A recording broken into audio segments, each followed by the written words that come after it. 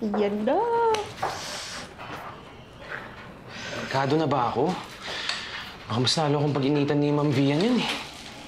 Uy! Ako kaya ang nakabunggo, hindi ikaw. Kaya kung meron mang trabaho nanganganib dito, akin yun. Pero naisip ko rin naman na hindi naman siguro siya ganun kababaw, no? Hindi. Mabait naman yun si Ma'am Via. May pinagdadaanan lang talaga, kaya siguro ganun. Oo nga pala. Kakamatay lang ni, Sir Ramon. At hindi lang yun. Kasi madrama talaga yung buhay niya. Tapos hindi niya pa kasundo yung anak ni Sir Ramon, si Miss Trina. Sino siya? Taga-Pacifica din? Hindi. Kaya nga siguro mas lalong nagalit si Miss Trina. Kasi feeling niya, hindi deserve ni Ma'am Via yung pagiging CEO sa kumpanya ng tatay niya. Grabe din talaga problema ng mga mayaman, no? Sinabi niya pa. Tapos tayo yung problema lang natin. Wala tayong masakyan pa uwi. O kaya, saan kukuha ng pang-lunch? Diba? Iba talaga yung tingin nila sa mundo. So, ano sinasabi mo? Na mas masaya ang mga mayaman kaya sa atin? Ganun ba yun? Hindi rin. Mas masarap lang yung ulam. Diba? Agree. Diba? Ano?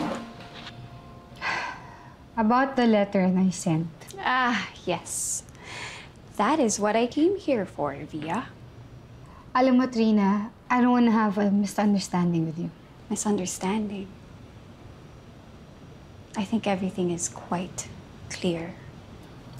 It's not what you think. Hindi ako papayag na kukunin mo ang lahat ng pinaghirapan ng dad ko for so many years just because you came into his life while he was at his lowest. How dare...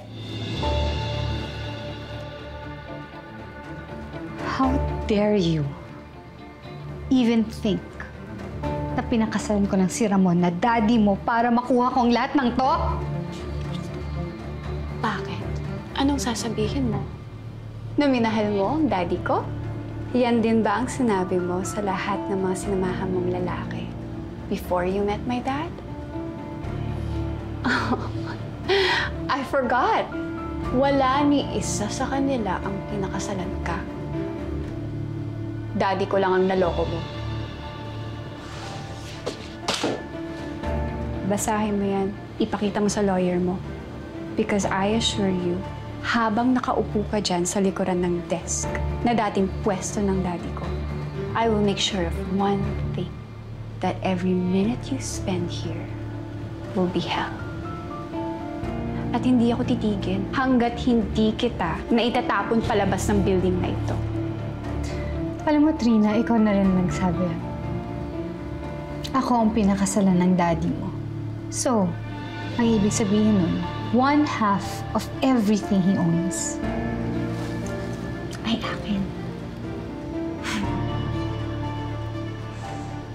No, I'm sorry, Via. Hanggat nandito ako, hindi mo makukuha lahat ng iniwan ng daddy ko. And I will make sure of that.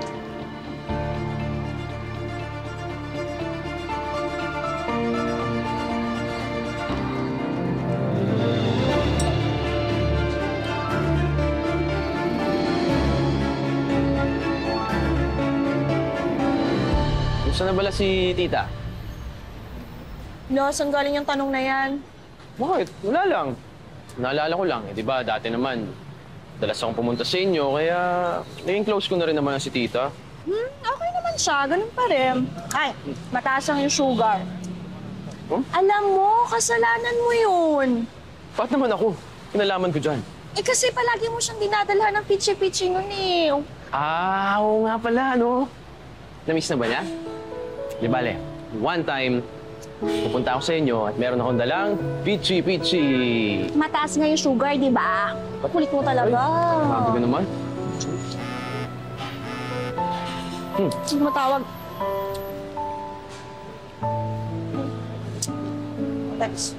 Text yan. Baka daw. Architect Luna. Pinapakuha dun sa kabilang office. Pwede tara, samahan na kita. Hindi na. Sige na, mauna ka na sa office. Sure ka? Yun na, bye-bye. Sige, ingat ka.